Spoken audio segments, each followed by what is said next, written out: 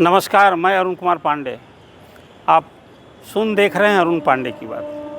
देखिए, बिहार में अक्टूबर नवंबर में विधानसभा का चुनाव होगा। पूरी सरगर्मी बढ़ रही है। प्रधानमंत्री लगातार हर महीने बिहार आ रहे हैं। कल सिवान आ रहे हैं। सिवान में उनकी कल बड़ी जनसभा है। सारण प्रमंडल स्तर की वो जन बैठक है, एक तरह से कहिए, और उसमें सारण, सिवान, गोपालगंज के लोग जुटेंगे। 9,500 करोड़ की योजनाओं का शिलान्यास उद्घाटन होना है। अब ये सिलसिला चलेगा जब तक चुनाव कार्यक्रम की घोषणा चुनाव आयोग द्वारा नहीं हो जाती है। मतलब सितंबर में तो तय ही है। और अब ये 21 जुलाई से विधानसभा का ये अंतिम सत्र भी होने जा रहा है। मानसून सत्र 5 दिनों का सत्र होगा, 21 जुलाई से 25 जुलाई तक। ये छोटा सत्र होगा लेकिन हंगामेदार होगा। कई महत्वपूर्ण फैसले होंगे, कई महत्वपूर्ण घोषणाएं होंगी। लेकिन आज मैं आप चर्चा कर रहा हूँ मुख्य विपक्षी दल राजद की राज्य परिषद की आज बैठक थी, और उसमें मंगीलाल मंडल जो लोकसभा के, राज्यसभा के और विधान परिषद के सदस्य रह चुके हैं, पूर्व मंत्री हैं, राजद के प्रदेश अध्यक्ष के रूप में 7वां अध्यक्ष आज चुन लिए गए। इसके पहले यहाँ 3 दलित, एक अल्पसंख्यक, फिर एक अरी जाति के जगदानंद सिंह, ये सारे लोग अध्यक्ष हो चुके थे। अभी चुनाव के साल में 3-4 महीना पहले मंगीलाल मंडल पर भरोसा आखिर क्यों किया? कोई वजह तो होगी ना। मैं समझता हूँ ये वजह है लालू प्रसाद के पक्ष में। आपको याद होगा एक चुनाव में जिन निकला था।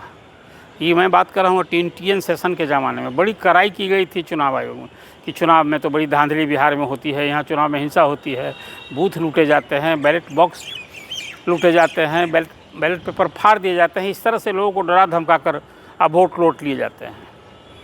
और तो उस लालू प्रसाद का शासन था, तो टीएन सेशन को सारी शिकायत मिली। जेके राव आए यहाँ, पूरे बिहार में जिस ढंग से सख्ती कार्रवाई हुई, उसका असर हुआ कि सारे बूथ पर जिस शक्ति से चुनाव कराए गए, तो जिन लोगों को वोट देने का अवसर नहीं मिलता था उन लोगों को अवसर मिला।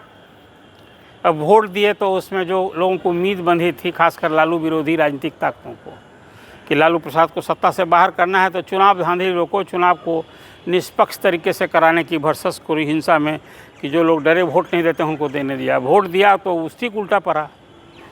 नतीजा ऐसा आया कि बैलेट बॉक्स से जिन निकल गया। जिन का तात्पर्य था कि जिन लोग वोट देने का अवसर नहीं, सारे लोगों ने खुलकर वोट दिया। जिनको गांव में दबंग जाति के लोग, बहुसंख्यक आबादी, ये लोग वोट देने नहीं देते थे, सब लोगों ने वोट दिया। तो लालू प्रसाद उन्हें था। तभी तो आज कारण है कि लालू प्रसाद चाहे सत्ता में रहें, सत्ता से बाहर रहें, बिहार की राजनीति की एक धुरी हैं। इसी सब प्रयोग से 112 अति पिछड़ी जातियाँ हैं, 36% आबादी है। और जैसा तेजस्वी कहते हैं कि भाई हम पार्टी को A to Z बनाएंगे, उस हिसाब से लोगों को जोड़ने की कोशिश की। वो जिन निकालने की भरसक कोशिश होगी। ये अति पिछड़ों को जोड़े हैं। और अब 28 साल हो गया राजद का।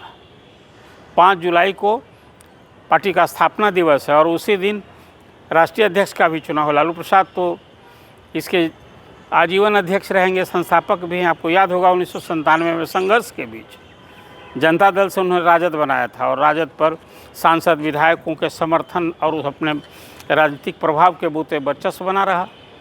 सत्ता में भी आए। खुद लालू प्रसाद मुख्यमंत्री तो थे ही, राबड़ी देवी मुख्यमंत्री, फिर केंद्र में लालू प्रसाद रेल मंत्री बने। तो एक पूरे बीते कालखंड में यदि वो चारा घोटाले की बात छोड़ दें या फिर रेलवे में जो भर्ती में जॉब के बदले लाइन की बात, जो अलग ही सब चीज़ है, लेकिन राजनीतिक प्रभाव का जिसकी बात करेंगे तो लालू प्रसाद आज भी बिहार में सबसे बड़े कद्दावर नेता हैं। सत्ता में नहीं है तब भी।